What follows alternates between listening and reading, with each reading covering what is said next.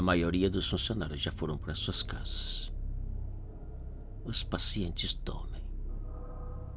O único barulho que se ouve é dos aparelhos ecoando pelos corredores vazios. E a minha luz.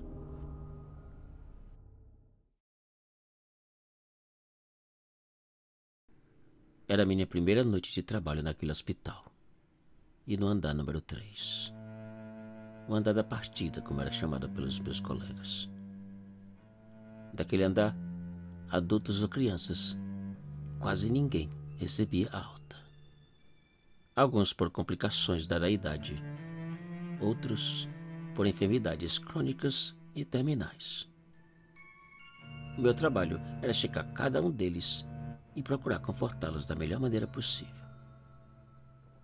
Ao entrar em um dos quartos, vi uma garotinha ao lado da cama de uma idosa conversando. Era Sarah. Eu perguntei em que quarto estava e o que fazia aquela hora fora da sua cama. Já era tarde e devia estar descansando. Sarah respondeu que estava no quarto 303 e, virando para a idosa, lhe disse um adeus e saiu. No dia seguinte, infelizmente, a idosa faleceu. Na segunda noite, uma outra idosa perguntou quem era a garota que estava ao lado da sua cama minutos atrás conversando. Eu respondia que não sabia, mas como havia encontrado Sarah na noite anterior, disse que devia ter sido ela, pois gostava de sair pelo andar conversando. Ela é tão engraçadinha. Ela ficou vários minutos tentando me confortar, falando das coisas boas do céu, disse a idosa. E sabe o quê? Ela não diz boa noite.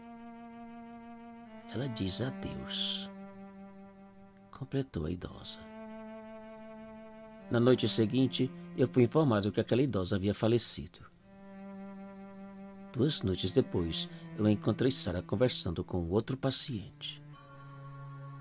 O Sr. Carlos, que apesar de sua idade, havia melhorado bastante da pneumonia e que provavelmente seria liberado para aproveitar um pouco mais da sua família. Ao entrar no quarto, Sarah disse adeus para o idoso e saiu. 2 horas mais tarde, o Sr. Carlos veio a falecer. Naquele instante, eu fiquei pensando em Sarah, no seu adeus e no falecimento dos pacientes. Fiquei pensando se o seu adeus era apenas sua maneira de dizer boa noite ou se realmente sabia do que estava por acontecer. Só restava uma maneira de descobrir. Eu fui até o quarto 303, um dos quartos cuidado por um outro enfermeiro. Sarah não estava. Sua cama estava vazia. Eu resolvi investigar qual era a sua enfermidade e quanto tempo estava hospitalizada. Fui até a minha sala e digitei Sarah no computador. As primeiras Sarah registradas eram 3 idosas de 92, 76 e 82 anos. Todas falecidas. A quarta era a Sarah que eu procurava. Uma garotinha de 6 anos, falecida 3 semanas atrás, no quarto 303. Naquele momento, eu descobri que Sarah era apenas um anjo cumprindo sua missão de confortar os pacientes, que estava a ponto de partir para a vida eterna.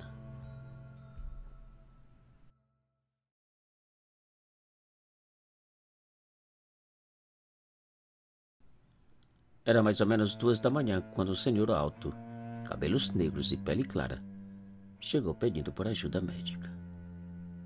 Eu perguntei qual era o seu problema e ele respondeu que acabava de sofrer um acidente automobilístico e sentia dores por todo o corpo. Como ele chegou caminhando, achei melhor obter algumas informações antes de enviá-la ao médico de plantão. Enquanto digitava o seu nome e endereço no computador, o telefone tocou e eu virei por um segundo para atender. Um segundo que foi suficiente para o senhor desaparecer. Pensando que ele tivesse desmaiado e caído atrás do balcão, levantei, olhei E nada. Chamei o guarda que estava de plantão ao lado da porta e perguntei se havia visto o senhor sair. Em resposta, ele disse: "Que senhor? Já faz uma meia hora que ninguém entra ou sai." Eu não podia acreditar. Cheguei a pensar que estava ficando louca. Voltei para o computador e fiquei olhando por um bom tempo para o nome do senhor no formulário da tela. E foi então que tive a ideia de pesquisar. O resultado foi ainda mais surpreendente e assustador. Segundo o computador, aquele senhor havia dado entrada e falecido naquele mesmo hospital 3 anos atrás, consequência de um acidente.